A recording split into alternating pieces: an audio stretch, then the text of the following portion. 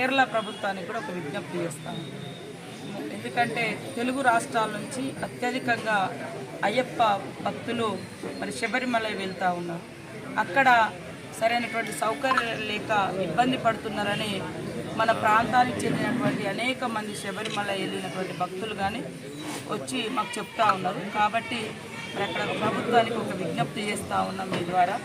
Queue లైన్లు కానీ, తర్వాత టాయిలెట్స్ నిర్మాణం కానీ, అదేవిధంగా అక్కడ ఒత్తిళ్లు కూడా రాకుండా, తర్వాత దాదాపుగా ఒక భక్తుడు 15 గంటలు, ఇట్లాంటి చిన్న స్వాములు కూడా ఉంటారు చిన్నలు, వీళ్ళు 15-16 గంటలు అక్కడ నిలబడాలంటే ఇబ్బంది అవుతూ ఉంది. కాబట్టి ఖచ్చితంగా కేరళ ప్రభుత్వానికి మంచి పేరున్నది.